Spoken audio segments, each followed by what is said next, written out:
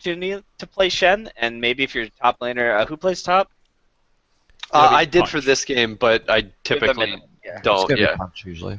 Yeah, so you can think about maybe putting Shen here, and it looks even better. But overall, the comps look pretty solid. You definitely had a better draft here. Like there's no doubt about that. You have a lot more engaged in them, so I thought this was good. Heading into the team, the probability. Did you feel at these points in the game that are being shown on the graph like that you were ahead early and maybe struggled a little in the mid game before turning it back on? Yes. Yes.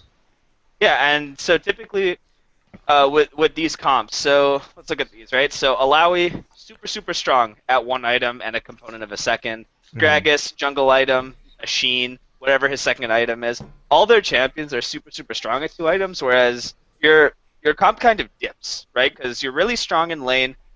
So in Alawi, good for one item. Hecarim, Gragas, they're generally even.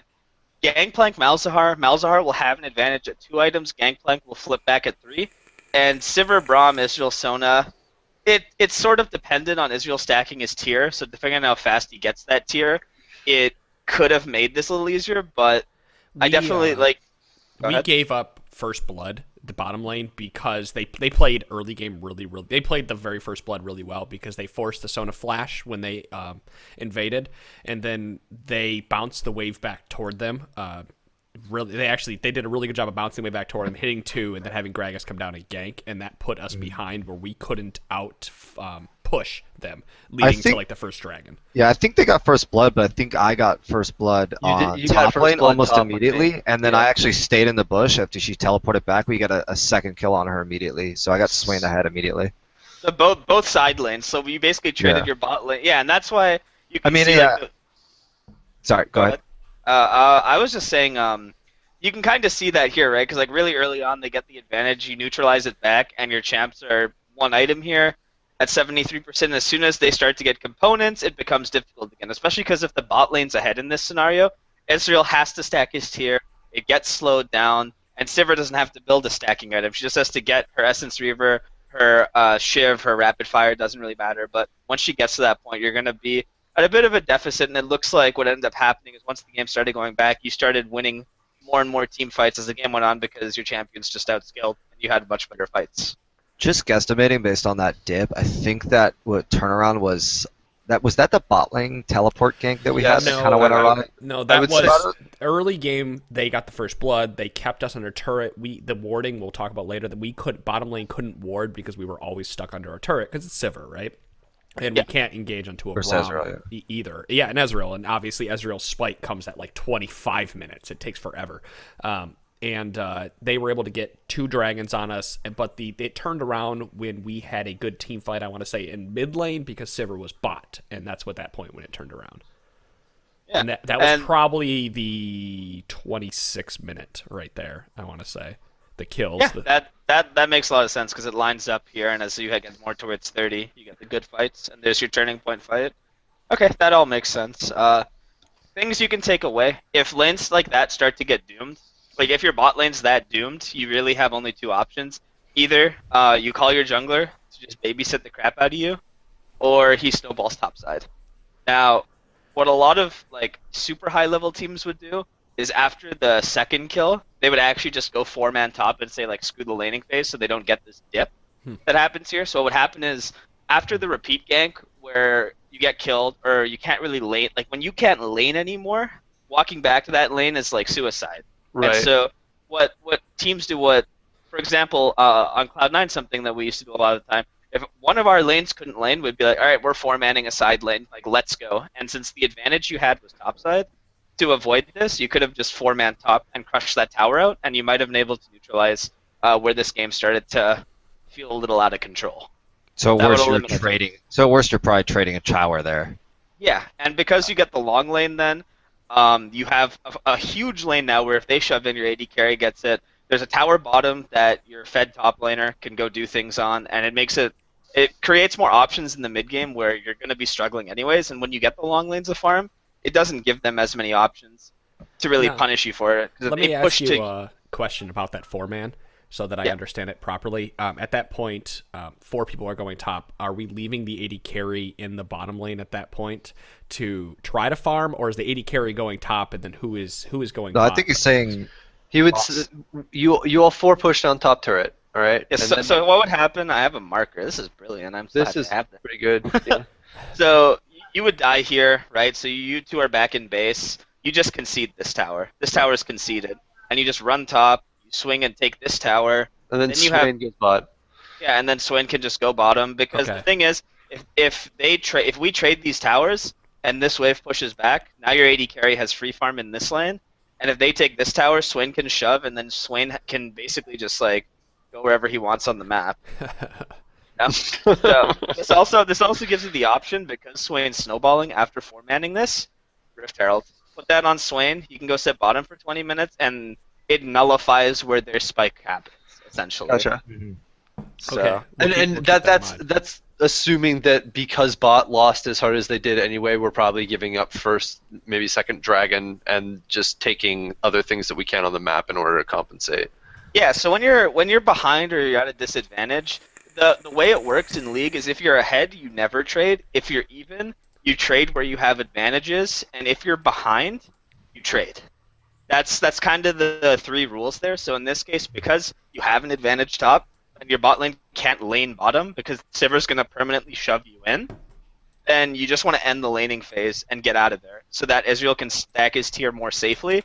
Because in my mind, what ends up happening after the kill, and you can tell me if I'm wrong, you go back to your lane bottom, you can't leave your tower because Sivir's warding, your jungler can't gank bottom because you're going to lose possibly 2v3, so your jungler's only plays are mid-top, and you're just going to be losing gold bottom, and that's why you dip so hard from 73 to, like, it's basically like a huge swing from win probability just because Yeah, you I think don't do that anything. dip was when I came bottom and we got counter ganked by Gragas, mostly because we didn't have vision. So part of that's on my communication and our all right, we have an advantage, we can get a kill. So we got a kill on their support, but Gragas came in and got a double kill, and we used a teleport, and we didn't get anything out of that teleport. So it gave Alawi a little bit of an opportunity to come back because she had free farm at our tower. And to be fair to that point, we had you run Chilling Smite. It was more of a test because I had mentioned pregame that Chilling Smite does break Malzahar CC if he was going to gank it a lot, and we didn't have the extra wards from tracking.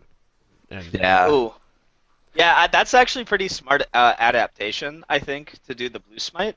And these are just Gangplank's items. I'll go through everyone's items individually after, but I do think, like, if there's things to take away, if there's things to take away from that early game, specifically where the drop happens, it's that if you can't lane, look to end the laning phase. Now, scenarios will come where, especially against players who maybe aren't professionals or competitive players, they won't react properly.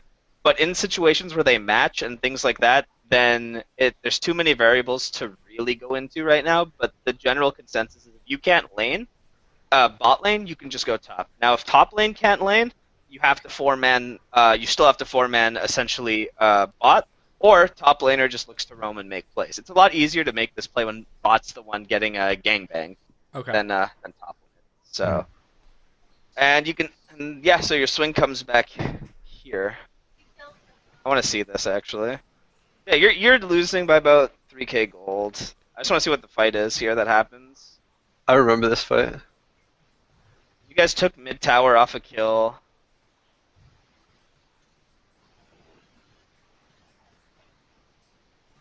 That's it. Okay. Yeah, so Alex, some of I the videos are a little funky. Janky. I noticed. Yeah. I mean, you got a kill, you got a tower. I can kind of see what happened there. That's good, just though. that's just But the spikes, 12-minute one was the one where we kind of we tried to gank, and I think it went awry. Okay, I'm gonna have to look at that from AD carry perspective, but you're right. Yeah, So yeah. Okay. how would I do this? We go back. We go Ezreal. I think that these points are all like the biggest swing points of the game. Like I think that's what those numbers are, not like where something actually happened. Because like if that's what maybe gets us ahead. This is where we're ahead, and we give them a lot back. Oh, okay. You're really, really strong right now. Like this Alawi is not in the game. So one thing that I would say is instead of making this play, for example, you need to make sure that Swain could TP on this and match any counter gank, because even if like let's see what happens first before I go into anything. So you get the first gank. That was nice. So this was I'm out of mana now. Yeah, Yeah. and then well, that was an issue because like Tally, you had asked if I had teleport, and I said yes, but like that wasn't communicating like I need you to teleport, and there was nothing for me to teleport to that wasn't way behind you guys. Okay, so Well, when you're there's setting a minion right play, there, but yeah. that when you're setting this play up, so like it's pretty sketchy because you're just stacking tier. The only thing I would say is you can't actually TP on this play, unfortunately. So like if you're wanting to make the play, there needs to be a flank ward in the bush over here, but because there isn't, then there's no reason for you to try to TP here because what ends up happening is no one can really get out and they see your TP and it's just like you're gonna finish and then Alawi's gonna get one, he's gonna get two waves on tower, probably 3 waves when you back. So yeah, that's pretty tragic that ends up happening. So item builds. Start with Swain. I'm just gonna go through these really quick. Go for it. Alright, this is fine. You backed at 4 minutes and you got this. This is fine. Fish Roa, pink boots, good. Pink. Look at the wards. I like this. This is nice. They weren't as useful as you'd think. I'd put them down and then I end up roaming and they were just taken. So I'm working on that. Sork boots, I would maybe change these just to mercs against their comp. Mhm. Because you don't need the extra damage on Swain. You need to be tanky and survivable to do damage over I time. was I was so tanky like during the middle of this game. I felt like I was the tankiest person on the team. I can see that you would be, but the thing is, like, when you look at their Yeah. comp, so they have a bunch of crowd control. Gragaston, Malzalt, Brum, tagging you. yeah. Yeah. So just getting the Merc treads, because you are the front line in this comp, Yeah. it's something that you should consider doing instead. I like Gotcha. Zonya's, I like Visage, Rylai's. Yeah, okay, that's fine. Yeah, I felt tankier in this game than I did on Trundle and the one after. Well, you were also just really, really ahead. I was very ahead. You got to So kill you're assist playing- in 3 or 4 minutes. You're playing Hecarim. Mhm. Do you ever go refillable, or are you a potions guy? I usually go refillable in champions that I have played up and down. I haven't played a ton of Hecarim jungle, so I was just going safe, and Yeah, I was worried about Gragas Invade a little bit. Yeah, that's fine. Generally, Hecarim's useless until he gets his first clear and goes back, so that's fine. So early blue smite, you could maybe have changed this, but I'm not overly concerned. You could have got instead of going boots and smite here, what you could do is get the Bomby Cinder. Mm. What most like at the competitive level, like the thing is, because both components now, the XP is fine on either one. You don't need both anymore. You're seeing things like he'll sit on Talisman, get Bomby Cinder, then he'll continue on. But honestly, that's like a super small thing. I think Blue Smite's fine since you're Hecarim and you want to get in on Get the them. move speed and Yeah, Yeah, so it's not like- the only reason we picked Blue Smite in this was because I had mentioned that Malzahar. it does pop Malzahar passive. Yeah, and no, I'm normally a green smite guy because I'm all about getting vision and stuff like that. But we mentioned it, and I figured it would be all right. It seemed to have worked. We had some issues where I didn't time it perfectly. Like I'd smite and then immediately do my E, and it kind of lasts for another half second after that. So, yeah, I probably and having the 3 potions I think helped because I was able to get a gank off without having a back. But I'll try doing a better clear so that I don't have to go it. Well, the thing is, like, when you do the first clear, your team just needs to be aware, like, on Hecarim, like, you cannot... It's not optimal for you to gank on first clear because you're so weak, like, your ganks don't do anything. Once you get this buy-in, though, then your ganks become impactful. So that's something that, like, the team needs to know. So when they're laning, it's like, can we get a gank? Well, we can't really get a gank until 4 or 5 minutes, so we need to play around that information. That's a Hecarim specific. Like, any champion that is kind of like a quote-unquote level 6 power spike jungler, so like the Amumu's, Fiddlesticks of the world, Vi's, their first clear is like pretty ass, and their ganks aren't really that good until you get your first back and you get some type of items in your inventory. So Hecarim fits that bill for future reference. This is fine. Triforce, yeah. I mean, it's Hecarim, Visage. Deadman's, I know the thought process behind getting Deadman's, like, I run faster and it gives me a lot of stats, but you're better off getting either Frozen Heart or just a Randuin's. Like Randuin's would have been a lot better than Deadman's because it gives better stats now, and the speed that Deadman's gives you isn't enough anymore to warrant buying it. That's why no one buys Deadman's anymore. Okay. Randuin's would have been a lot better because you're getting in the back line, popping it, and then Sivir's just like, The better team utility, yeah. yeah. This guy's not here, but typical Gangplank builds. That must be a nice buy. Yeah, right. Infinity Edge upgrade, Essence Reaver. It wasn't hurting for money. Yeah, typical Gangplank build. Nothing to see here. On to Ezreal. All right, so This is, I will say, the 721, or rather, like 10 minutes when I go back, is the thing that I struggle with the most because I don't know what to do after I buy the tier. If I should try to buy the component for Sheen, or if I should buy like a longsword or something. okay, so that's tricky because it's always going to be dependent on your buy. So at this point, you're sitting on 1,600 gold. So you can get a tier, and then you can either do this. You have enough for a pink after that? No, you didn't. I think you blew your inventory out on this, right? Yeah. I might have Yeah. had 100 gold left for a pink, and I honestly I didn't. I should have bought it, and I didn't. But what that means to me is, so basically how this works is you get your tier, but then if you can't buy your Sheen on the back, you just get the pickaxe here because you definitely have money for a pickaxe then. Okay. If I'm running the numbers, and then you finish your Muramon and then get Sheen. But if you can get the Sheen, then you rush the Iceborne after tier. It's Okay. dependent on your buy, generally, because this is a super awkward buy. Like, Yeah. no damage. And Right, this, right. yeah. And this actually makes it even harder to, if you have to go back bottom, you can't trade. But if you had the pickaxe, at least you can kind of tickle the Sivir. Whereas this is just like you're not going to do any damage. I think you even made a comment during the game like, I do no damage. Yeah, I did. I'm like, I'm like, I want the boots, so I can get. The reason I buy the boots early is so I can Gragas try was to also get down in and a out. lot. And that. So you're right. It is a really weird, but probably the pickaxe was the optimal buy rather than going for boots and a ruby crystal or sapphire crystal. So Sapphire. that's something I probably as a jungler should have been paying attention to before I ganked it, and we had a lack of damage, and I just wasn't paying attention to that. I gotta like think, oh, this is Ezreal, this is blue build Ezreal. It's not late game yet. Yeah, so when you're making the ganks, it's like super important. Like as the jungler, if you're making the ganks, your lanes have to feed you information, right? So for you to make this play, yeah, you can ask, but it's also on the bot lane to be like, yo, we do no damage on this gank. Like Don't we're even bother maybe- coming down.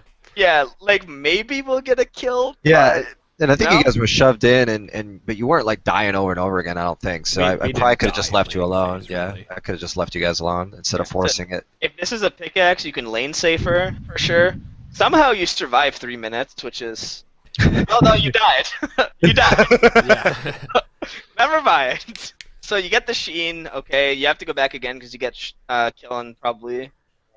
I think that kill at around the 13-minute back was when I It was the ganked. Braum We got the kill. kill on Braum, but then we Yeah. me and Sona died in exchange. I was also Yes. CS. Moment. I will, looking at these, I would fully admit that I'm not as good as of a CSer as our the enemy 80 carry. The opponent. Yeah. Well, Sivir's not exactly a difficult champion to farm on either, though. Like, so that's fine. That's fine. Okay. The rest of this build looks like it's fine. It came together. You were working on a GA at the end. Yeah. So the only thing for AD carry is like this. This is always dependent on your buy. Sometimes you can back and only get tier, and then you have to back again on either Sheen or pickaxe. But if you're backing on like 1600, then get the Sheen, get the pickaxe, and Okay. live your life to the fullest at that point on Israel. Okay. Alright, Sona. Oh boy. Here it comes. Okay, that's a good start. Sightstone. We're buying a lot of biscuits.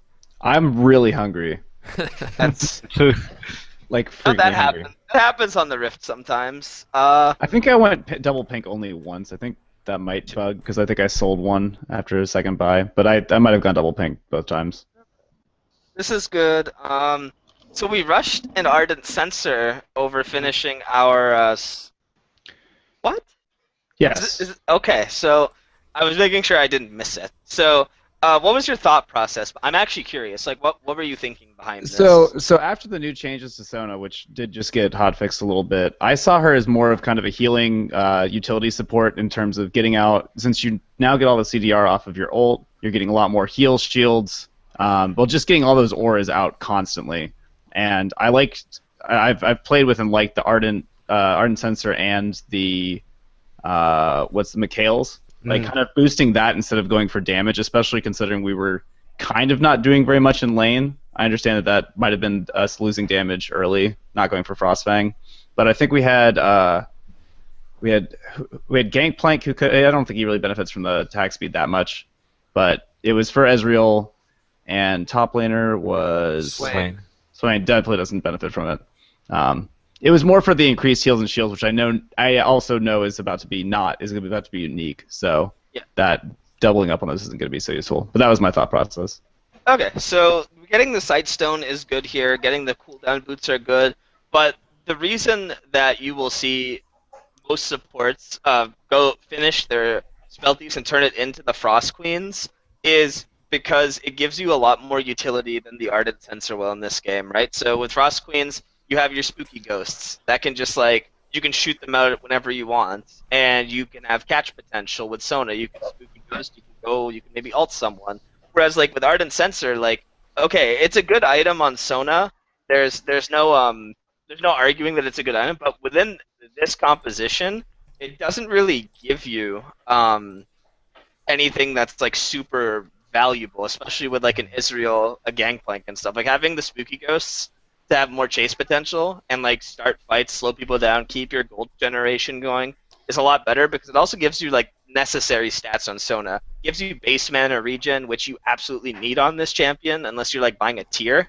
You know, you get your CDR and you get AP, so you do a lot more than with like Ardent Censer. Even though Ardent Censer gives you basically the same stats, it's more about the passive and the active, which is better off getting your Frost Queens going here. If that makes sense. I switched to more. I think Chalice in game 2 is first item instead of going Censer, which I felt like I was running out of mana early in fights, early in those like I guess 20 to 30 minute team fights, pretty frequently. Even though I was trying to heal bot for You're a also lot of it. pumping out heals too. Yeah.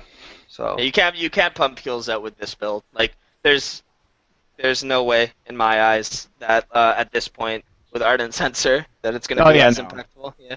So then you get Mikhail's fine. You're working on Locket. Did we instead of the Censer? Did you need Locket earlier? I think you needed Locket instead of the Ardent Censer. So what should have happened? So because they have all this mixed damage, right? Like Hecarim's not going to build the Locket, and they have like they have Sivir, they have Alawi, then they have Gragas Mouse. Like my thought process here would be, so let's say at around 24 minutes, you finish off. It would actually be more around on this spy because you don't need the Aether Wisp. So what would happen here is you'd get your Frost Queens at 23. You should get you can work on your Mikhails next, or Locket. In this game, maybe you needed the Mikhails because you want to play against the Malzahar and all their CC, but you would have had an earlier Locket, and it would have been super important. Like getting Aegis in this game would have helped you a lot in the team fights earlier, as opposed to getting this early Ardent Censer, because this doesn't really do anything in this game. You know, if you had like a Sivir, if you had Ashe, Caitlyn, anything that's like any AD carry that's made to crush down towers, I could see this possibly working. But if you're playing with like Ezreal, Lucian, either like the safe AD carries or the top lane caster, is a mage basically. too.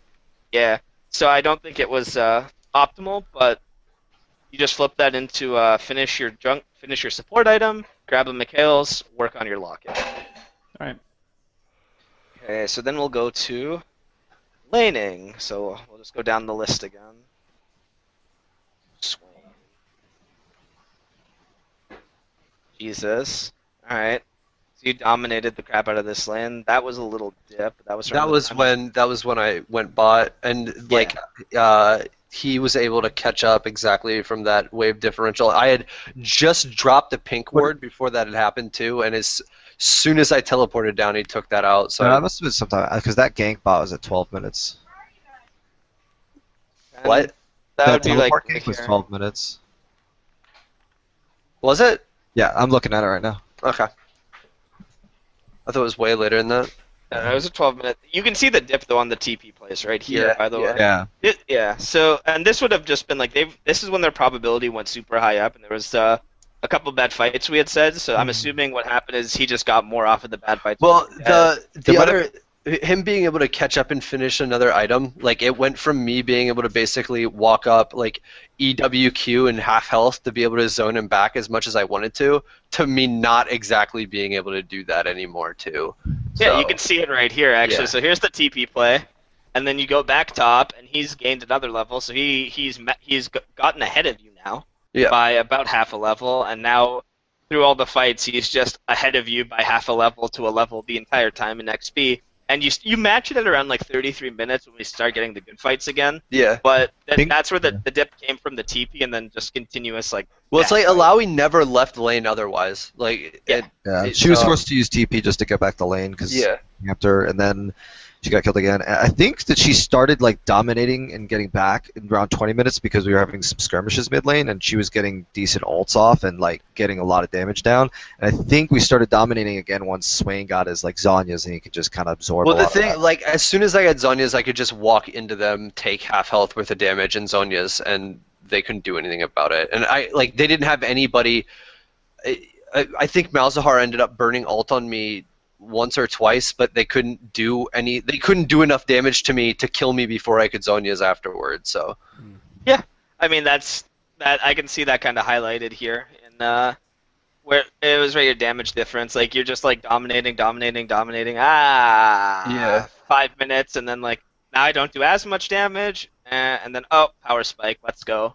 Like, yeah, that's as soon as I finish Rylai's. Yeah, as soon as I finish like that. Yeah, that actually adds up. So Yeah. one thing you can remember, like as a team, you can see like obviously there's like mistakes like from a strategic standpoint, but a lot of times some of these item thresholds need to be just remembered when you're thinking about your team comp. So like we said, like we're a lot better at certain times. So picking and choosing what fights are good based on itemization Mhm. is something that you can pretty much apply right away without really too much work and be like, oh, we're not as strong as them. Taking a fight here, we need to play it safer. Whereas, we're at 4 items each, let's just run at them and cave their skulls in. It was Yeah. probably twofold. Like your Roa finishes stacking at 25 minutes, and that's also right where you finish your Zonya's. Yeah, You got your Roa at 10 minutes. Sorry, so like at I got a really early row. This is the 25 spike, and then he gets his Rylai's here. So Yeah. makes sense. All right, let's look at your heat map. Yeah, so you're mostly top. So level 1. What was this? Did you just go into That was dungeon? that was at level 1. So we ended up seeing them at our red jungle. So as soon as we saw them, because they Oh. ended up burning Sona's flash, we went in and warded. Yeah, we Okay. saw 5 bots, so I told our top laner to get a deep ward because that's what good, they yeah. were doing to us. These are good wards. I like that. Early game, yeah, it's fine. Game.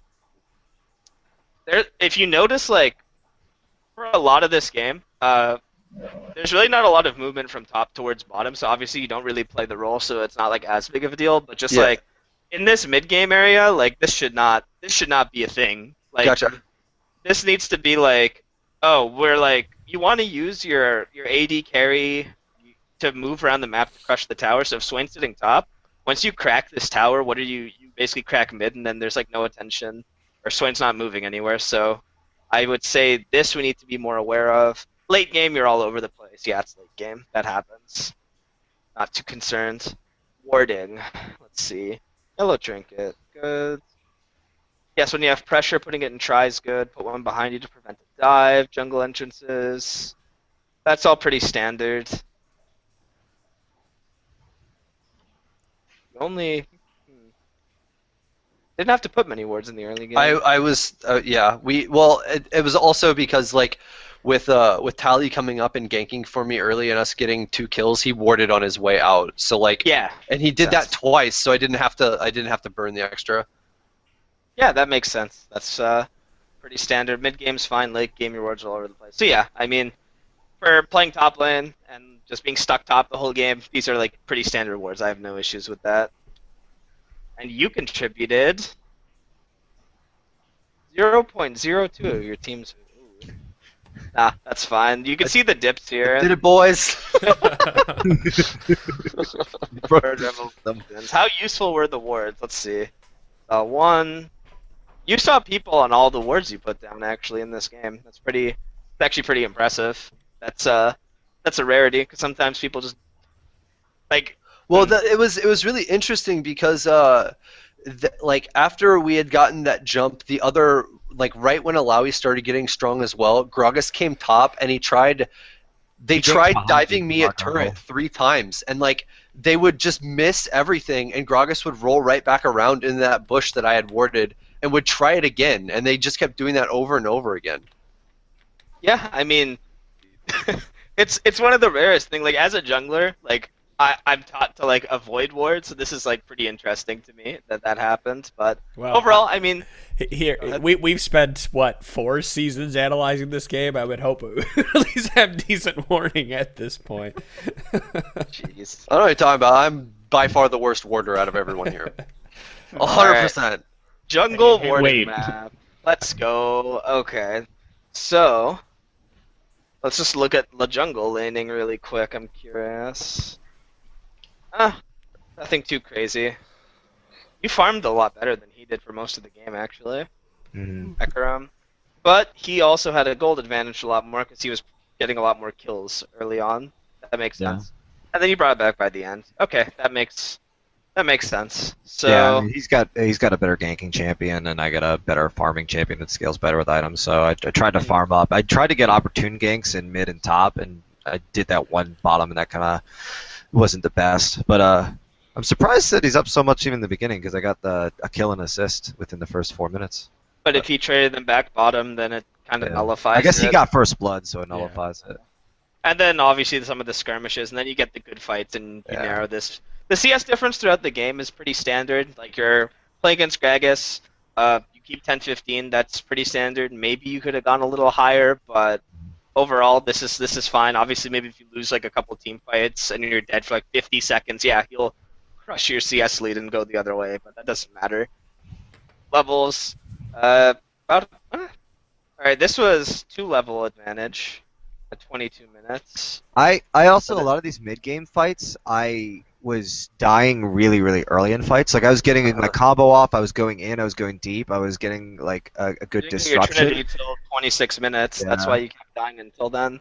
Like until you get this, like yeah, you can have great engages and whatnot, but it doesn't matter because you don't do anything Mm. besides like disruption. And that's why like looking at this, he keeps getting ahead of you. Oh, 25 minutes comes in. I got my Triforce. Boom. Start moving it back. Yeah, start moving it back, boys. Well, you know. to be fair, Tally, the way it's the way you play the game, you do tend to dive a lot. There's a team fight at like what 30 minutes where Tally is at least 5 seconds out away from us and asking, "Are we coming?" And we're trying to make it to him. But it was a good engage. It's just those are the type of engages that Tally happens to make. Yeah. Team? Yeah. So you that- can it see ma- the it- damage it makes sense. too. That makes sense if he plays like that because his damage actually skyrockets over the enemy jungler. So for maybe all the differentials in CS and levels, like it gets made up in just this ridiculous amount of damage. Like this is insane to almost have like 12k more damage than the opposing jungler. Yeah, and I mean I only went the one offensive item, but it is a very expensive one for jungler.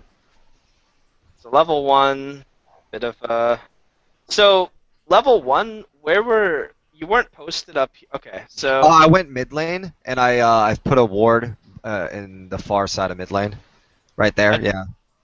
So And what then- should happen is like top laner is here, jungler is here, mid laner is here, AD carry goes here, support chills here, and you just have a 5-point I because think that's what we did, but we had a just- 5-point, but our jungler was mid, and our I mid put- was at the I jungler spot. Okay. We put mid at the banana bush and jungler mid, and I think I threw a ward and I came down around the long way, as you can see, like Yeah. kind of through bot lane because we knew that they had wards in there, at our Okay. like red buff and at our Krugs. Yeah, I think one thing you could do here too is you could actually just have started topside if they have all the vision there. Because then, like, they have no vision of you. They don't know what you're going to do. Because then you have your wards up here, so you know if they walk into their topside. But if they don't, then you know you can just do Gromp blue and go to the red. You'll have 2 smites to just, you'll smite your Gromp, you'll grab your blue, and you can smite his red, and then he's boned. But if you go Yeah. to his vision, you already know based on these wards where their jungler is going to start, so that gives you more information on if you want to show on their wards or not. Because if you start out of vision, you have a lot more creativity. Even on a champion like Hecarim, where his first clear is what he needs. Like once you get this blue buff, if you know he started Gromp, you know he's gonna do Gromp Wolves Blue before he does anything. You do 2 camps, you're gonna grab red, you're gonna get out of there. So Yeah, if I they don't have remember- wards, just yeah. think about that. Yeah, I don't remember the exact reasoning. It might have been that we saw them leave, so we thought it was safe to start bot. It might have been because I wanted to gank top first, but I'll keep an eye on that. All right, so yeah, you spend your whole early game just killing this poor guy. Yeah, Yeah. he just shit all We, over we, the he, place. he did not have a good time. I want to see what the tilt meter is for that dude. Oh, Yeah, God. we got the first kill and they blew flash, and he blew teleport, and I was gonna like recall, and I think Well, no, like you were gonna recall, and I'm like, no, just stay here. Like, just fucking stay here, because the turret was the turret had just shoved back the wave, and he rolled up. yeah. Okay, so you do that. That's fine. So mid game, you're hugging more towards bot side, getting shallow wards. There's like a play that happens bottom.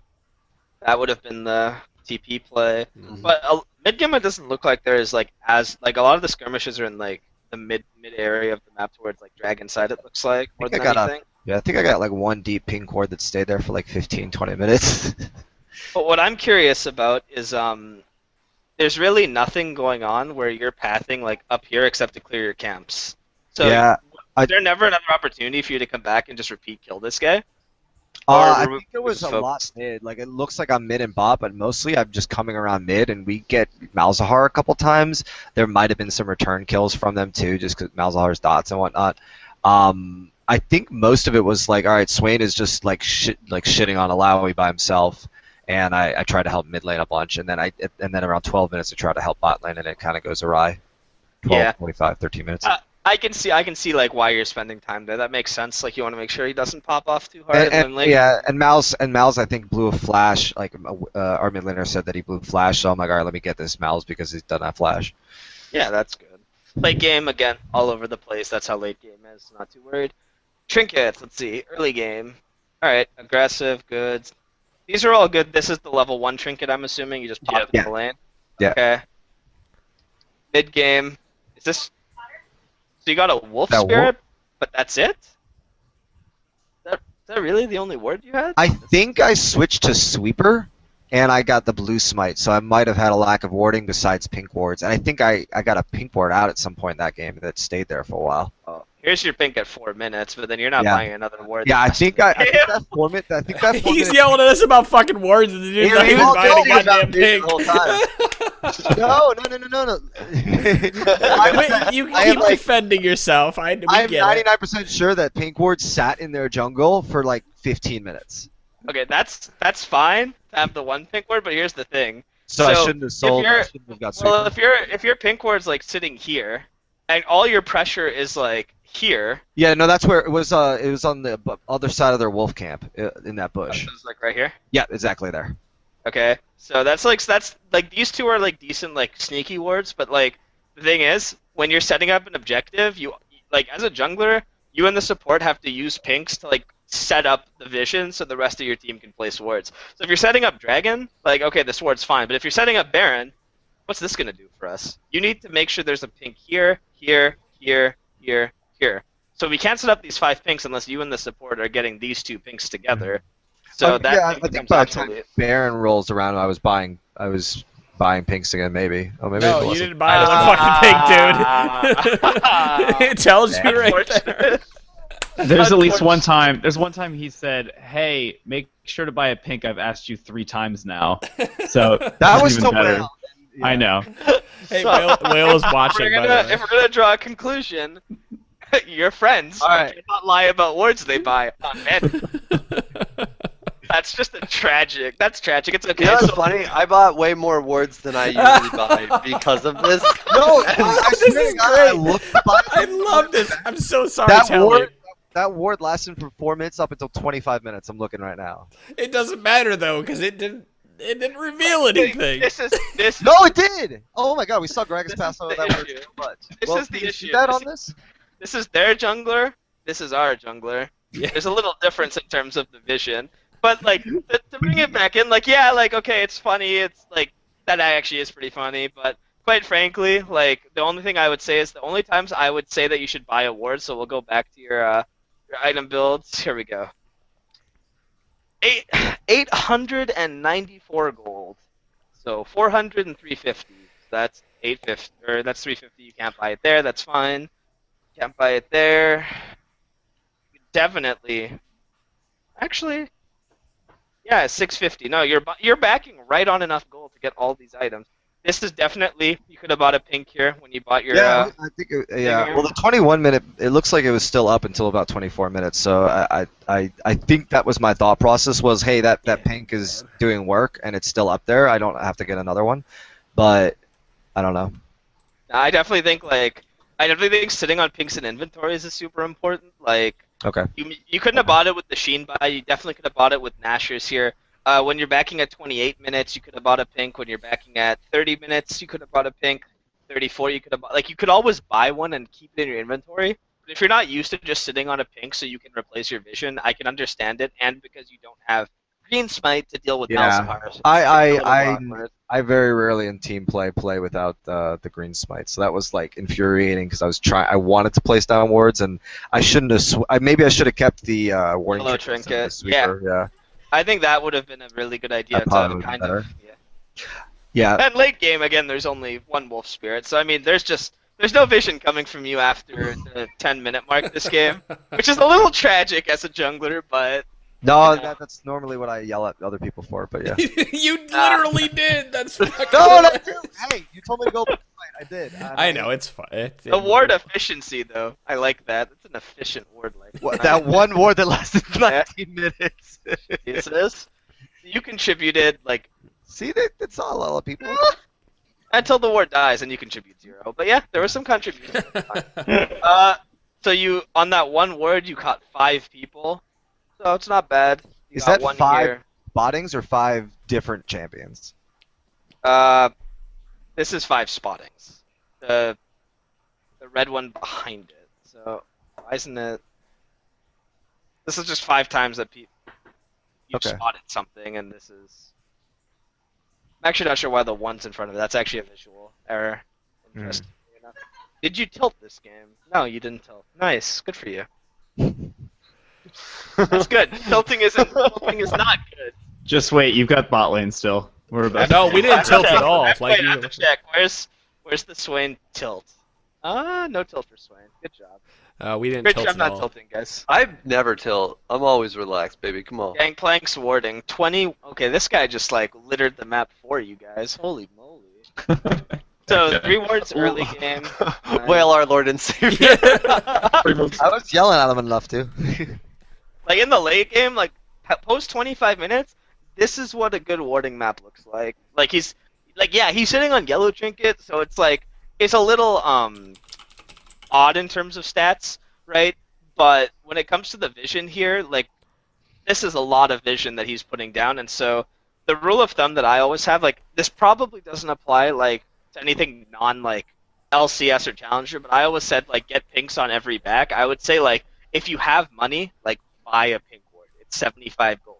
Even if it sits in your inventory, that's the first step. The next step would be like learning as a team like when to place it, when you can protect vision, like that becomes more advanced. But just getting the ward so maybe we can use it's the first step. Gangplank laning, nothing really shocking here. This guy just dominated his lane. Holy, he just flame horizon. He's very good at CSing. Yeah. He's Gangplank and then he's flame horizon. Seems pretty standard. Level difference, yeah. Mid-game struggles that we talked about. His health difference, damage is a little surprising, but you know I can also see like you don't really deal like as much damage in the mid game, and that's where he fell behind the Malzahar who could just click on you. Okay, so mid game that's fine. Hit warding was okay. Contribution was standard, just like Swain, and this is the big one I think. So like you look at like how many times he spots people. Like this is huge. Like 5 times on this one, 3, 3, 1, 3, 3, 1. Like these are all really effective wards that are being placed. So what that leads me to believe is like those wards are being put down in areas of the map that you're pressuring at that time. Otherwise, those wards are irrelevant. So that's like something that's super important to remember. It's just like if you're gonna put wards down, you want to make sure you're protecting the areas you're pressuring so they're efficient wards and not like wasted. Then he didn't tilt. Shocking. Gangplank didn't tilt in a 45-minute game. Alright. My boy Israel. Well, that goal just. Yeah. He Oh. the Oh! enemy 80 carry is much better than I am. I will give it to him. He's a very good The 80 Simmer carry. farm plus the kills plus I can see like why it went like this bad. Only 4K, like that's actually not as bad as you'd think based on how the game went. Like being down 2K at around 10 minutes or a little under is like on Israel, like being down 1K 10 minutes is like being down 2K because you don't have any combat items, whereas Sivir has like BF sword, Wallflowers, hammer, and everything. So it's just like this is like pretty rough when the game went this way. CS wise, I mean, oh, Yeah. Sivir. Sivir in a nutshell. Yeah. So I can see up to 10 minutes you like kept it like relatively close. Then like some of the skirmishes happened. You couldn't lane bottom at this point, so that's where this huge advantage gets built initially. And then once you get 20 minutes, there's a bunch of fights you lose. And then you kind of close it, but Sivir's going to clear the waves when you have pressure, so she's going to continue to extend it because it's Sivir. It's what she does. But And the I have big a one, Gangplank just clearing all Yeah. the waves too. the big thing for me is like this one that happens, like this jump from like, or was it? So it was like right after 10 minutes all the way to like 20. You can see you go from like maybe 10 CS down to like 70. Mhm. There's like a 60 CS swing here, and that just comes to not being able to lane and like get farm and just not like you're not being able to do anything. Like you're not playing League of Legends. You're waiting for Sivir to kill your tower, but she just keeps bouncing the wave over and over again. So you're just like, And that's where swapping Yeah. would help out a lot. yeah, just running top and caving the tower down. Because That's I a- bet you too, like that player will not see it coming and he'll die. I Okay. bet you that player, if you fought him while your dual lane and jungler are running up, you could probably just get a kill on the guy, and he'll be like, "Why are there 4 people top, guys?" Right. Like that's how I envisioned that one going, and that would have saved you like this huge just like because once it gets to like 25, 30 minutes, like it's Sivir, she'll get a lead on you. It's and you have Gangplank, so you're trading farm that way. But you definitely could have avoided the 60 CS dip by just getting out of that. Level wise, yeah, makes sense. So like early on, you have a little bit of an XP lead, then all the pressure happens, TP plays, skirmishes mid, and then you bring it back. Makes sense.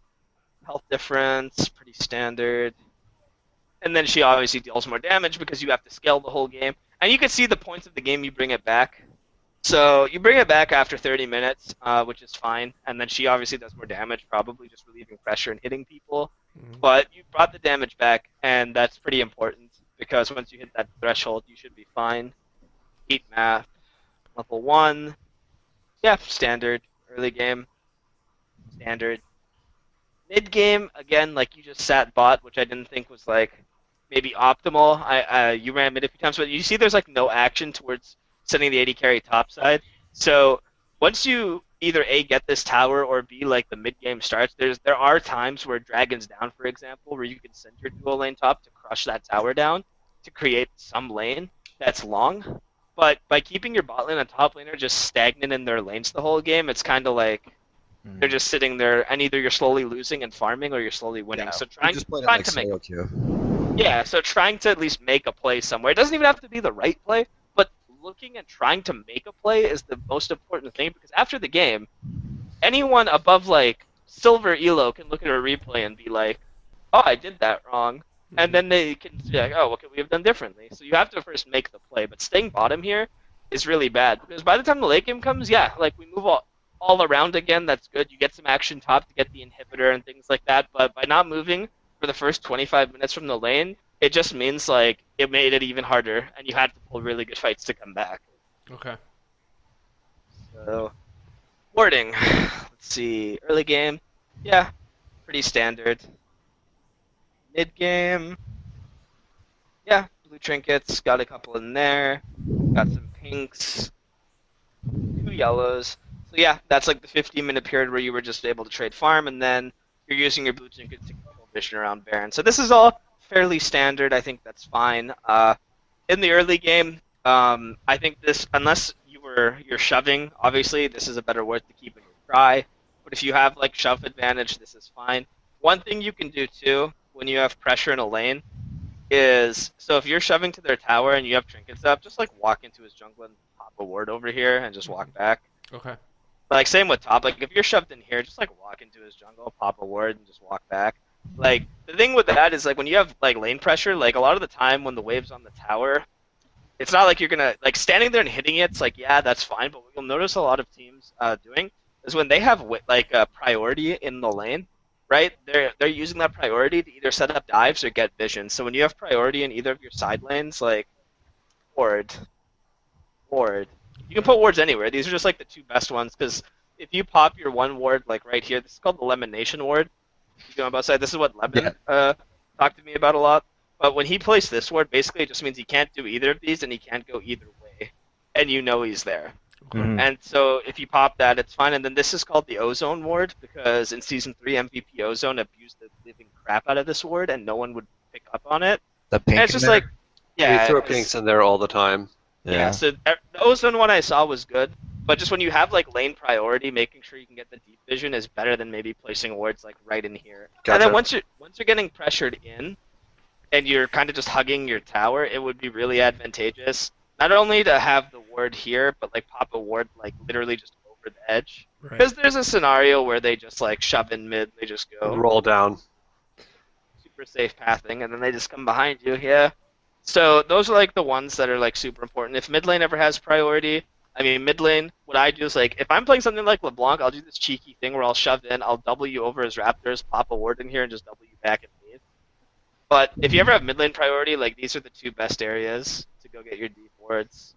And if you reverse that to red side, I mean, you're mid and you have priority, you can just go here and you can go here. So that's kind of how you can maybe change the vision from what I've seen so far. Is like a lot of the wards are just like there's not a lot of deep vision right now, and I know like not having pressure makes That's hard. on me. Usually, as a jungler, I'm always talking about deep vision. That's what I talk about on the podcast more than anyone else.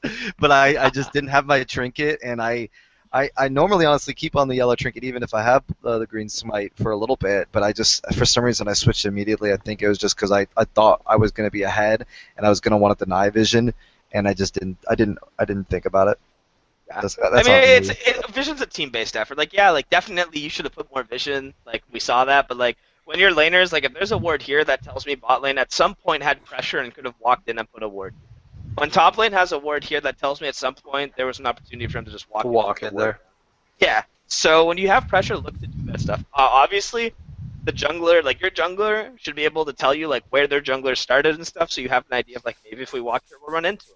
But even if that happens, it doesn't matter because if you walk up, put a ward and run into this guy, oh, you're just gonna walk all the way around back to your tower. They still have to shove this all the way back. Nothing's lost. That's the worst case scenario. So that's why teams when they and TSM and C9 are the two best teams at this. Like they will just send their bot lane. Sometimes they'll just roam mid, for example. That's an extreme case, obviously, which I wouldn't recommend doing yet. The first step would be like making the vision line with your pressure more useful. And that's what I would take away from looking at this is like there's one blue trinket that happens here in the mid game, but in the early game you could have maybe done that as well. And late game vision was fine. Contributed average amounts. You saw a lot of people on your wards this game, which was good. Blue trinket 2. Didn't really see anyone with the other ones, but you're just controlling the zone, which is fine. And you didn't tilt. God damn it! Am I gonna be the only one? Did I tilt? Alright, let's check laning. Can we just go right to So- tilt just to see if he tilted? Ah! Oh, a little bit, just a tiny Little little bit. bit, because he Well, got I'm the one who first blood. died. That's where I gave up first blood. So.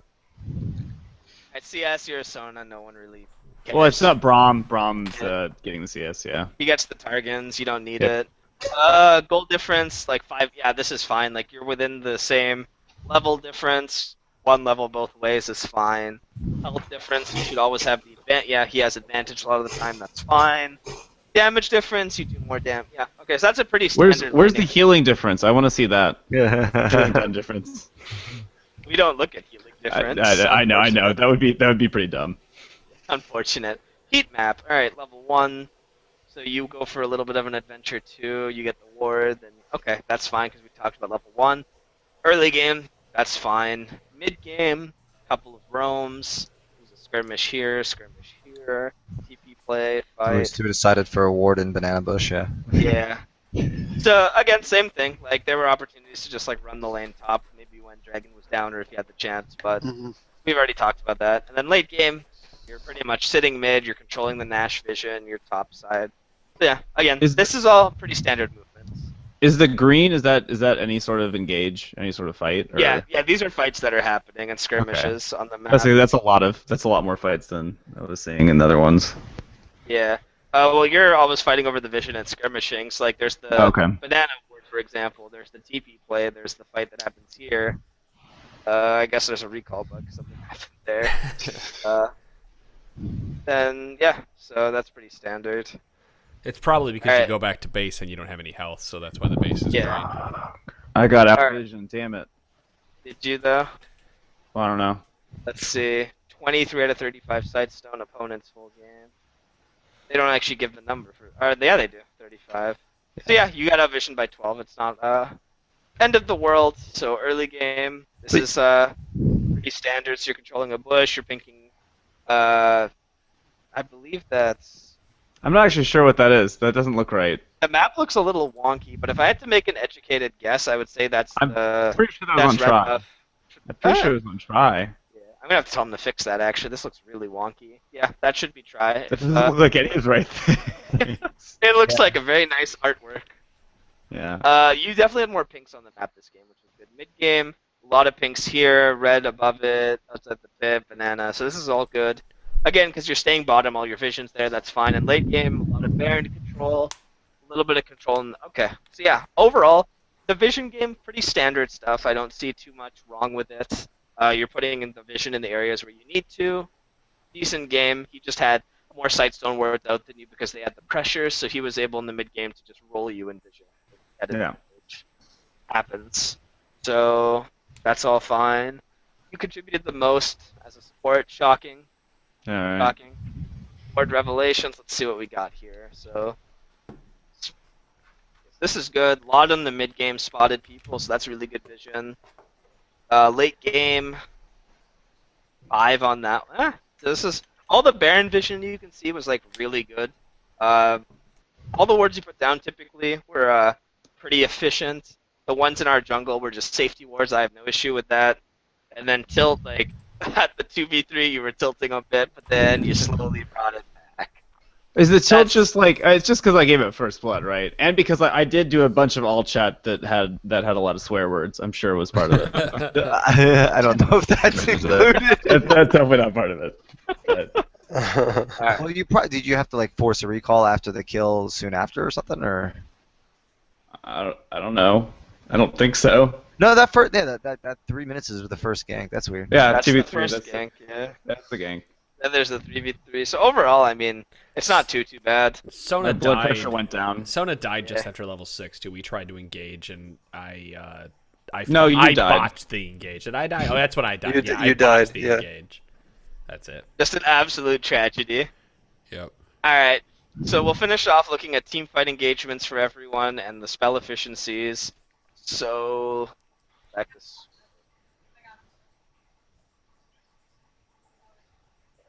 Engagements. Alright, so favorable 16, 219, not bad. There were 14 even engagements. So basically an even engagement, just like it's just what it sounds like. It's literally like the same number of people. You can see up here. So favorable engages when you have numbers, even is when the numbers are the same. Unfavorable is when you're losing numbers, and unopposed is like a stat I'm not really sure what it covers because 1v0. I would think that'd be like you are both fighting a turret and then you just died in the turret. That's happened in LCS. Aha! So overall, like this is fine. 6 unfavorable, I would say. You die on one of them. There's 2 net deaths here, so let's just look at these. Let's look at the bad ones.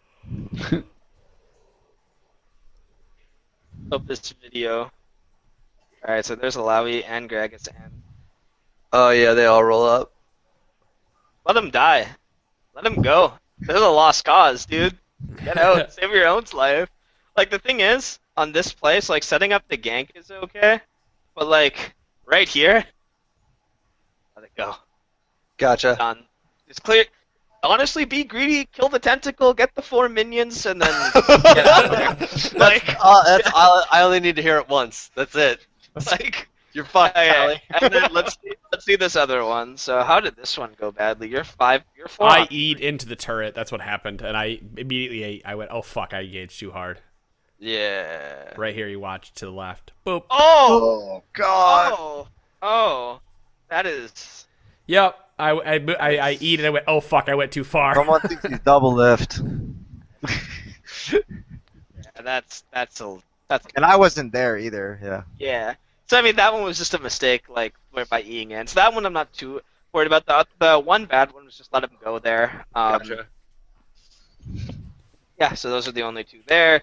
Damage charts. I mean, these don't really matter too much, but you dealt about 41k more damage than them, and you killed them 32 times. They killed you 14. So you make more times. The way the damage works, just like in total damage, this is how much more damage you did to them than they did to you. That's Mhm. it. So they take their health. And it's like technically speaking, you killed them 32 times. Like okay, great job. You're Swain. It's Alawi. The damage doesn't really matter too much. Right. Well, I mean, we both had sustained too, so it was just like, Yeah. all right, well, we'll do a little trade, and then we'll both fucking You know what? reset and do it again. All right. So your cast times, all your cast times are standard. You're not really doing anything too crazy. Your ulti casts, fine. Flash casts, yeah, this is all standard. Flashes, okay. Spell efficiency. So I do need to bring up a point here. I spoke with Chase and Peter about them, and the flashes, and especially like their treats and stuff, are not 100%. I brought up like 3 or 4 points to them, and they're fixing it for the next okay. time.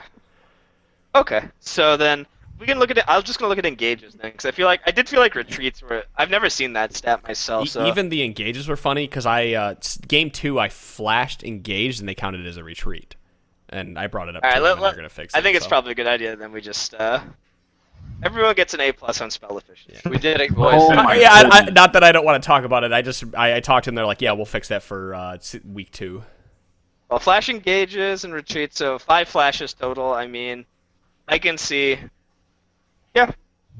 So there's a retreat there. There's a DP back to lane. There's a TP to kill him. A couple flashes here. Nothing in the early game. Standard Swain game. They break it down here. So most of your plays were offensive plays on Swain, which is Surprise for him. I don't know what you're talking about. I'm offensive as fuck. damage delta champ. So Alawi, Braum, Alawi. That makes sense. You have to kill the front line first, and then late game. So yeah, your priority on damage in the game was correct. Like you had to go front early, and then once late game came, you're just like, yeah, I'm just gonna flash on the back line and cape everyone. Do my thing. Yeah, because you can see Yeah. the damage on Sivir goes way up, right? So like, Well, that was the thing. I was tanky enough to where I could just walk past them, and it was whatever. So like, especially, I would much rather either Mouse or Sivir be doing damage to me than anybody else, because I can just survive and then Zonya just live through it. yeah, this is all really good that your damage is working out that way. I think that's pretty good. Damage taken from champions, shocking. Alawi early. Good. This is really good. Like Sivir's dealing most of her damage into you. So yeah, you played most of these fights like fairly correctly then, taking all this damage and then Late game, yeah. yeah. So I think like that's pretty Oh. good. But it looks like I think that's Peter Mayman. He just came in and said its spell efficiency is already fixed, so it sounds like the flashes and stuff are already fixed. Those wow. are good. Okay, cool. Cool. So we Wow, can go. updates. We can, which is good. Non-lethal. Yeah, I mean you're Swain. You better be hitting R like 60 times in a game. This is good. Turning your ultis on them. It's fine. So yeah, I mean you're Swain. I expect a number like this to be like relatively high. That's overall that's good. Time management's the last one. Is that even? No, we don't even have a time management thing. So that was it. Like not the ultimates are the last stuff.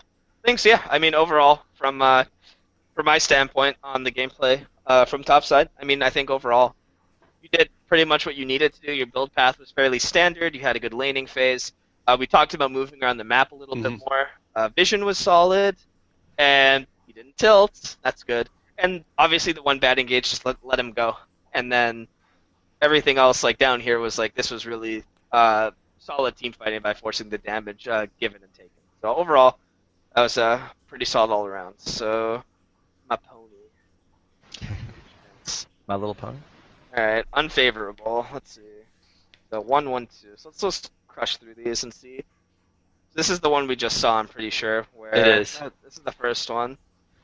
Why is this unfavorable? Because I he fuck up missed. my ult. This is that one. Oh, I think This I'm is that one. I think Yeah. I'm trying to make a return gank or return to clear the pink. Is that what it So was? what? Yeah. So what you should do at this point, I don't know if you saw like in the game, but like Mal's disappeared topside, and the mid laner should have called it. Just clean this and get out. This is the play we just looked at, but this is like more leading up to it. Just clean the wave and just get out. Like there's nothing else for you to do here because you have no vision. Yeah, we don't of see mid. anything. Yeah. There's. Yeah. Hey, there's your pink though. Still going strong. So there's no control over mid, so it's just like get out here. Otherwise, you're gonna just get caught. And you're gonna die. This is one we haven't seen. Okay, so what happens here? This is where you die for the ward on banana. Oh yeah, no, this There is you where I placed. I got caught here in a sec. I think.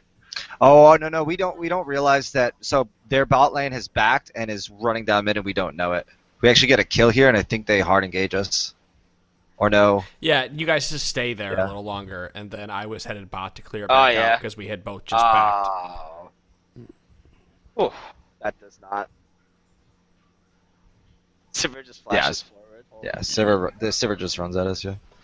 Alright, so I- getting this kill is good. At this point, so one thing you can tell with players at lower elo is like body language. This Gragas is like playing way too like he's throwing barrels at this minion and he's like within half the screen. You don't see where bot is and you have no priority top. I would be spooked. I would be so spooked right now if I was in this game because like all this tells me is either this guy is one of the like silliest players I've ever seen or he has homies nearby. And the thing is like Squad's rolling up. like he's stepping up, he's playing too aggressively. Like if you're stepping up and he's not giving ground, and you can even do this in a lane. Like the way you gauge like jungle pressure with as a laner is if you step up and they are always backing off, but then you step up and they hold their ground. Well, like no kidding, like someone's there, you know? So in this case, this would have triggered in my mind like we need to back up, wait for the next wave, let Swain and Israel shove, just trade the next wave, and then do something the wave after this in like a minute. So that's how I would have done it, but you Gangplank walks up to contest the wave, and then yeah. And then you can see Alawi's moving down the river as well in this play. She's getting pinged out right I now. pinged it. Yeah, and like R80 carry needs to farm, so this is just like stepping up too aggressively with no minion wave and just disrespecting them more than anything. So that's like that's like more than just you. That's like everyone could have picked up. Like we need to be spooked here. And this one. I love how it included me in on that, and I wasn't even there. I cleared that so aggressively. By me. I remember discussing this because me. I remember I literally said right here, I do no damage. We need to back off, and here they go. No, I cleared it from an awkward angle and ended up Yeah. getting caught. I shouldn't have tried to. Three Follow things up. on this play which are really important. So first and foremost, you have no control over this right now. What I mean by that is look where this wave is. Your wave isn't pushed in, right? So like stepping up to do anything right now with no control over any of your lanes is super sketchy. Because what should happen, you should actually just walk mid, shove in the next mid wave, and then swing back down, and then you can contest all this vision. But when you don't have control of mid, they don't have to react to the wave hitting their tower. So right now they're free to come and match you. Just like we have nothing bot and we have to catch top, there's no reason for them to be in any of these lanes. So they're gonna do what you're doing. So you want to make sure that the next mid wave gets shoved onto their side of the map, so they have to react to it. Once that happens, then you can contest it. Yeah. So now that you're contesting the pink, okay, well, let Sona go. Done. Go to the graveyard. We don't need you. Like, rip. But Okay. we try to combo it into an engage here, which is like, it's a good Sona ulti. And if you had flash, maybe you could get out. But like by forcing this now, you don't have Gangplank or Swain nearby. And there's really nothing for you to accomplish here with this engage. Even if it was a perfect engage, you still could lose this. But it's a really, really split engage. And they get a bunch of kills. And the thing is, like from this play, because you didn't take care of mid wave, like they are just going to be able to go and crush down mid tower now because we Yeah. didn't take care of the wave. I So one think thing we you got should. false vibrato because we were up a person because Mal's is still down, but we definitely didn't respect them enough there. Yeah, so if you're gonna like take anything away from this engage, always take care of your mid wave before doing things like this. Because if you force them to react, that means you're gonna have more control and more time to clear vision. Then you can go back and clear another mid wave, and then you can run back to your vision, and you can kind of weave in and out like that. So those were the only unfavorable engages that game. Damage wise, even he did more damage. He did way more damage because you died. And then you did more damage towards the end. Yeah, that makes sense. A lot of the negative skirmishes, you just got out damaged, but overall, you did a lot more damage to him than he did to you. Ability and spellcast, let's see. Yeah, so you're spamming Q. That's fine. W you're putting up. Okay, that's fine. You used a lot of ultis this game, that's good. And you used your ghost pretty much off cooldown, which is good. All of those are really good. So, oh baby, these. What the Oh, fuck? It's the first time looking at a smite. Yeah. All right, so let's see. So you smited the guy top, you ganked, got a smite on your camp, smite on your camp. Smited him mid, ghosted, smited. So early game, we had all the topside stuff. You have your camps bottom, drive by gank mid. This basically syncs up with the heat map that we talked about. Yeah. Nothing too crazy. Again, like a lot more bot side in the mid game, and then late game is a little all over the place. So this is all fairly standard. A lot of offensive is what I'm seeing here. A little bit of defense, but mostly Blue offensive smite. here. Yeah, I mean, I'm usually using Ghost right as I'm Eing and trying to get some damage boost and trying to get in there. So Well, you can see here you used Ghost, 13 times, so basically every 68 seconds or so. So that's like a pretty aggressive usage of your Ghost. Damage dealt. Early on, you're just destroying their jungler and Alawi, like we talked about. You did a lot of damage to Gragas in all of these engages, which is good. You couldn't really get to the back line, it looks like, for most of this game. Like, you could kind of get in, but then you had to, like, run away, it looks like, is what I'm getting I from think this. there was only one fight where I was able to blow up Sivir. You were using But, I your mean, ultimate a lot to break the Malzahar ult too, so because you were the only person that could do that. And that's why Malzahar's damage is, like, third most here for most of the game. That makes a lot of sense. Like, I can see why you couldn't get on Sivir, but, like, breaking Malzahar, so you did your job, essentially, when it comes to that. This fight, I guess Malzahar just decided to like, jerk off or something, because he did, like, damage. He did, like, 2.3k. But for most of the game, like, you had the Swain, like, destroying Sivir, and you're getting on their other carry, so that's fine. Like, it looks like the team fight portion of these games were played relatively well by everyone, from what I can see so far. And then taking damage, I mean, yeah, you're taking damage from the... This is good. Perfect. Perfect. Good job. Non-lethal ultimates. So escaping probably escaping or diving. Yeah, these are all okay. Like, non-lethal ultimates don't really matter on Hecarim, because I'm assuming a lot of them are to disengage, or you just whiff it, which happens.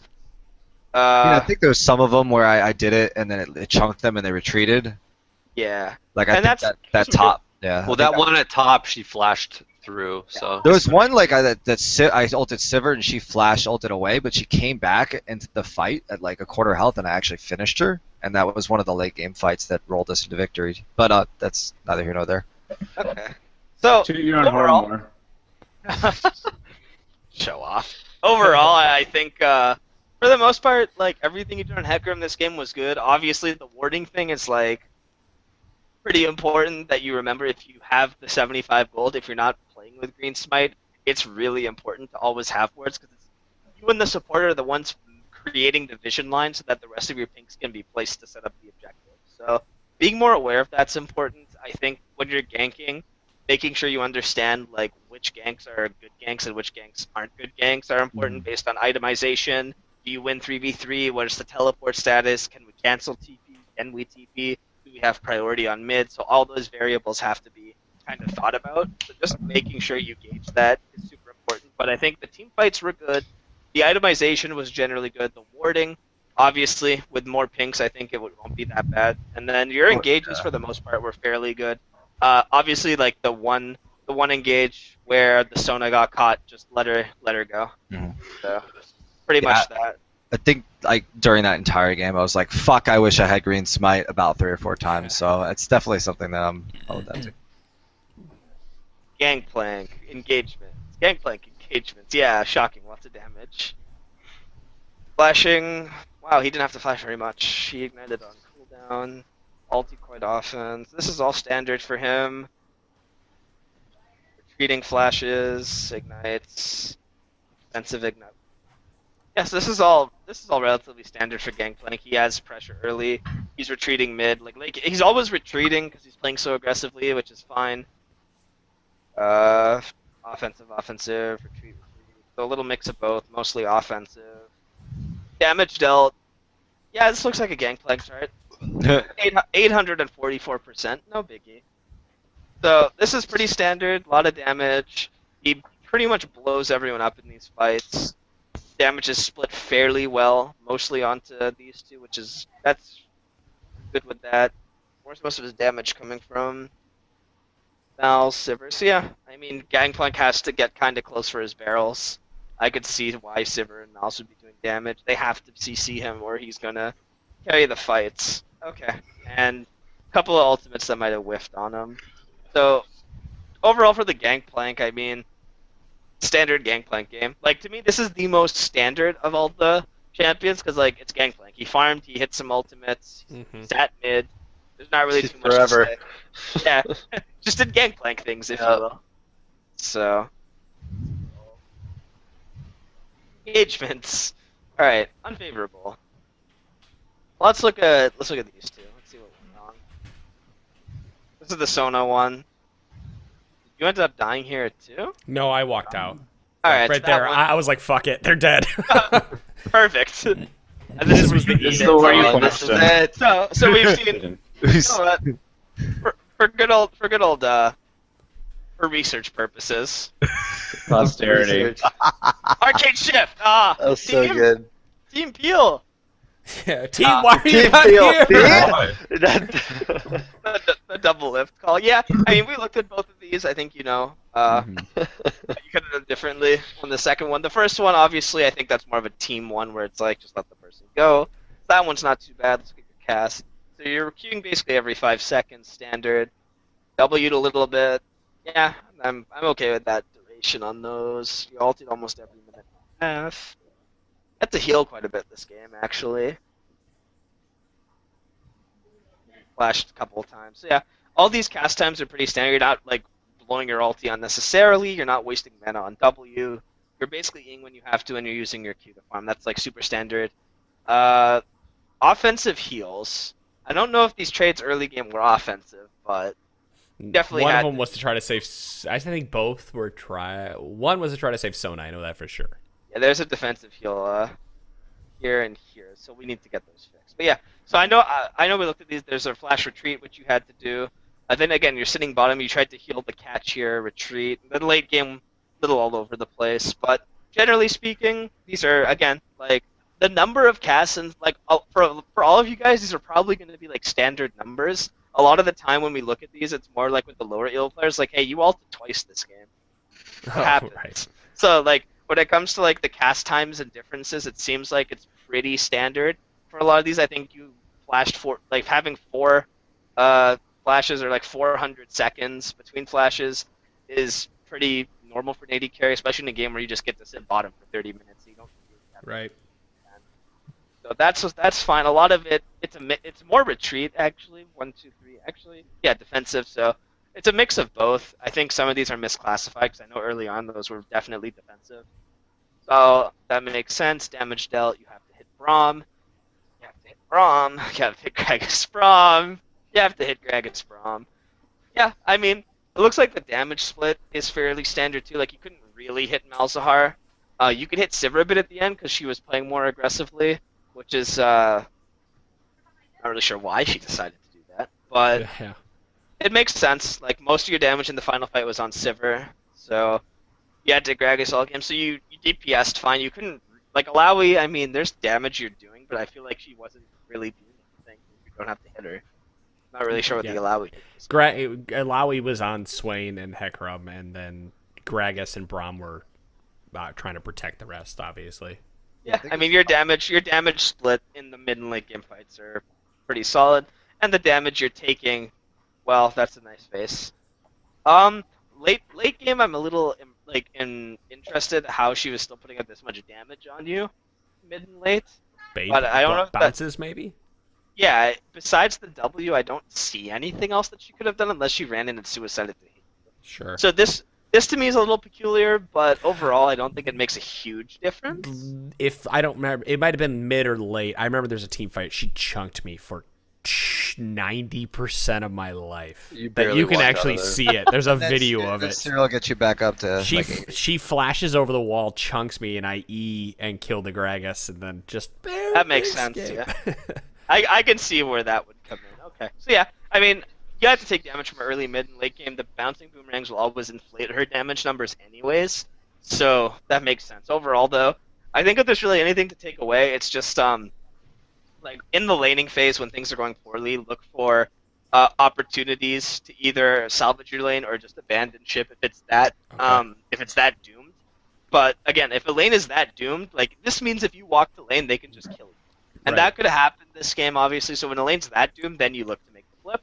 Itemization we talked about with Israel, it's all gold dependent on pickaxe versus sheen, and then beyond that, I don't think there was too much else. The warding was good. The summoner spells were pretty standard. Maybe you could have been in a game where you weren't as pressured. I would have liked to maybe see more ultimates on just to clear waves, but there's really not much else you can do when you're there. Okay. So I think for the most part, it was good. Just like when things get doomed, make sure that you're taking everything into account. I think that's a big takeaway from tonight is our movement around the map and how we can salvage Adaptation. lanes. So Sona, unfavorable. Let's see. I think we've seen most of these. Yeah, Yeah. these are definitely the same ones. Same ones, Yep. yeah. All the Same unfavorable ones involved you. Huh? Yep. That's Unfavorable That's how it sign. went. No, most of them were me too. So. The range matchup, you did more damage, which is good. In all these trades, you should be doing more damage generally, so this is fine. A couple of these Braum did more later on, but that's also because they're all like hitting the Braum and he's hitting them back. He's tanky. All right, let's look at these. So your Q, you're basically spamming, which is good. You're spamming all your spells quite a bit, so yeah, no wonder you ran out of mana with that build. Like this is pretty fast rotation for everything. You're ulting every 2 minutes or so, so that's like pretty good. Definitely means you're looking for plays, which is nice. You're exhausting pretty much on cooldown. You're flashing pretty much on cooldown. Okay. So yeah, I think these are all good. You're definitely spamming spells a lot, so maybe I'd say it's important to maybe manage your mana a little better, because spamming like your QW and E on like 10-second cooldown is pretty insane throughout the course of a game average. So I'd be more mindful of when to spam the chords as opposed to just running up and doing a power chord because you're standing there. And I'd have to look up. I'd have to take my face off the keyboard to know when to, though. That's the problem. that's okay. If you don't want to, you can keep your face on the keyboard with your persona. So spell efficiency, flash engage in the early game, late game, yeah. I think that late game flash was it's the troll only game I decided to flash. BM flash. You had to retreat, you had to exhaust. So yeah, a lot of these you had to retreat and play more passively. I can see that there's not maybe a lot of opportunities against that comp to like flash engage them in this. So having these defensive ones throughout the game makes a lot of sense. Exhausting defensively to escape them is fine, and then a couple of aggressive plays mixed in. Based on how the game went, this makes sense. Obviously, in a more standard game in the mid game, I would like these to maybe be more offensively. I think this might not have been fixed yet because the offensive flash in the early game is me getting away from their jungle invade. So Right. I don't. Maybe. No, that's exactly what that flash is. Okay. I just don't know Yeah. what. Yeah, I'm looking at it right now. The offensive red buff flash. All right, yeah, I'll run it. I'll make sure I run it by the guys. Let them know that we still need to probably take a look at this. So It might show up on the next set of games. Maybe that's what it is. But hopefully, damage dealt. In your Sona, so this is fine early. This is fine because you're roaming a lot more and then hitting what's in front of you. Yeah, pretty standard on Sona. You're hitting what's in front of you. You have to hit the Gragas because he's flying in Brahms flying in, Alawi's like trying to fly in, and you're trying to It's- heal everyone. It's You're not humorous though, really- looking at these charts between what I was doing. That the Lawi was like fourth or fifth for me, and it was number 3 for him. Does that mean that Sona is standing closer to the team fights? Well, I it would means assume that so. Sona's trying to get in to like give more sustained heals and stuff to the rest of the team. Like she's not just standing right beside you, essentially. Right. And on top of that, she is technically like, if I was playing Gragas on their team, I would totally be down to E-Flash kill the Sona instantly. So that's like a lot of the damage that comes from Gragas. If this guy was thinking the same way that I think like I would definitely look to blow Sona up, for example. So I can see where that damage comes from. And then when Gragas goes in, you know, if you have the Alawi on the Swain, the Hecarim, and Sona's playing off to the side, maybe trying to get heals and stuff in on the front line so they survive longer, that's where the Alawi damage would come in. Because you notice that the actual carries are never hitting Sona, but Alawi is. And so if Alawi is playing this fight where he's trying to kite out our front line, that just means Sona's in a position where she's trying to put out more heals and sustain for the front line because they need it more than Right. I was trying to. I know I was staying back trying to tag more people with the with both of the all of these aura buffs was the main objective there. Yeah, I mean, just looking at the damage chart overall, it makes it kind of tells that story just because like the carries, for example, just never get onto you or do anything. No, that's the other way. That's my damage dealt to them. No, that's damage taken. Looking at damage, yeah. Oh, it's different now. I mixed those up. Now this is fine though. Dealing damage to the front line. I mixed those up and I thought it was damage taken. But if you're dealing damage to these guys, that's fine because you have to hit what's in front of you. When it comes to damage taken, it's actually going the other way where you're getting railed by these guys. What's weird is I didn't die past like If 20, they're doing- 25 minutes. If they're doing this much damage to you though and you're not dying, that's actually like not bad. So like Yeah. the thing is, if they're just trying to hit you, then our front line's just like railing on them.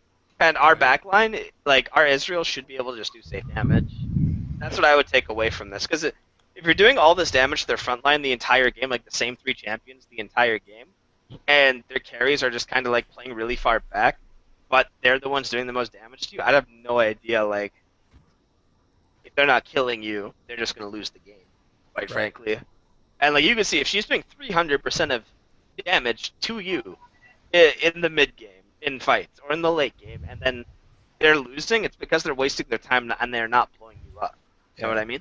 So he's able to heal back up. And Yeah, not- that's what happened. I think because I went from 04 and 4 to 04 31, and just never died towards the end. Yeah, just got like 27 assists at some point. Yeah, I think they were hacked. Humble brag. Yeah, right.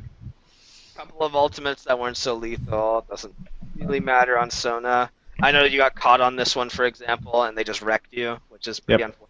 But overall, I think if there's things to take away, it's just again just like with Israel, if the lane gets doomed a little bit, make sure if it becomes like that doom, look to do something about it. When it comes to vision, it was fairly standard because you didn't have to move too much this game. Itemization was a huge one we talked about, so just kind of keep that in mind. Yep. And beyond that, I think the casts were fine, the engagements for the most part were fine, and the damage split was pretty good too. So that's everything, guys. Been about an hour and a half here. I know I've talked a lot. It's all right. Definitely been an adventure. We're closing this up. So we'll kind of wrap this up. Are there any questions or anything like that you still have after going over that game?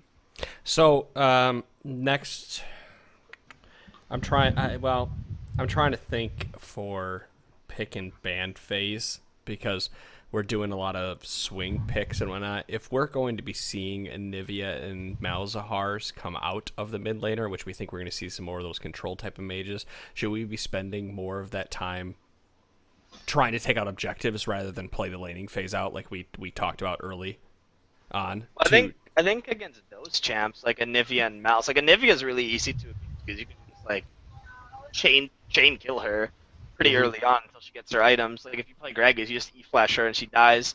But when it comes to like Anivia, it's definitely harder to maybe like group mid and just take the tower. So it would be definitely more of a priority to look at taking neutrals off the map and working on getting your advantages in your side lanes, Okay. as opposed to trying to just break mid or anything like that. And like if you get into a situation where a side lane's doomed and you do have to crush a tower, that's actually better because you can.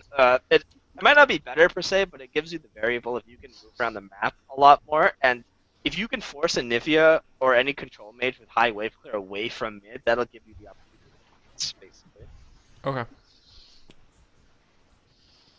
Okay. Yeah, I think we used our ban on what Rek'Sai. We banned out the And junglers. Nivea. We banned out their jungler. Yeah, Yeah. so their jungler only plays Graves. like 90% Graves Rek'Sai, so I think we banned that out. Is Graves still worth a ban in this meta? If you wanna watch something very funny, go and watch whenever Kha'Zix tries to gank me top in the second game, because playing Happy Feet against Shen and Kha'Zix and both of them whiffing at every attempt is the greatest thing I've ever seen. I'll make sure I catch it on the way. Is Graves worthy of a ban if there's nothing else? Like, here's the thing, right? It's that like at a super high competitive level, no, he's not worth a ban. But like at this level, like ban what you're not like ban what either they're good at or what you're bad at playing against. Like that's more important than banning the meta picks per se, because at this level of play, what's more important is making sure you're playing champions and comps you've practiced as opposed to anything else. So if he's like a Graves one trick, yeah, I would probably ban Graves, for example. But if it's just like, oh, he plays Graves here and there, but we're okay playing against it because we have like this game plan, then maybe not. It's really dependent on those factors. I think that was our biggest not argument, but like discussion of what to do with that last ban. If it should be against another one of these control mages that we know that they play, or if it should be against Graves. I And think our normally ban, get I think our Jhin. pick ban phase so far has been fine. Just get Good, yeah. I'm just looking out for the future. get rid of the stuff that we know we have a hard time against, and that's like we like to siege a little bit too. And I'll give you an example. So when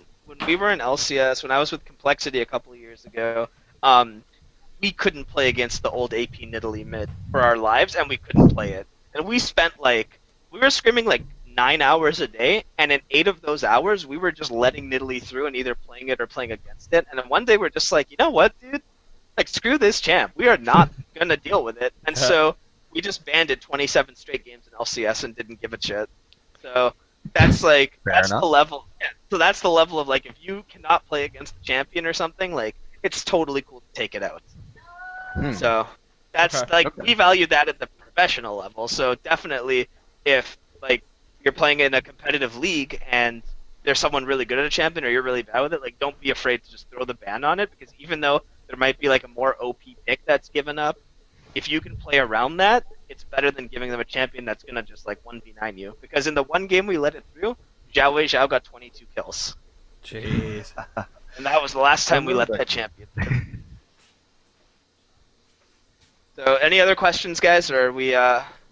Nope. I think that's all we got. Thank you so much, man. Yeah, Thank thank you. No you. worries. This was the first time that I've done this myself. So, if there's any feedback, feel free. But I did my best to just kind of go through everything, give you guys all the information that I could. So. It's good. There's a lot. We'll There's discuss a lot it. of- We'll discuss it internally, and we'll definitely get back to you on that one. All right. So good luck this week, and then I'll catch you guys later. Have a good night. All right. All right, Thanks a thank lot. you. Yep.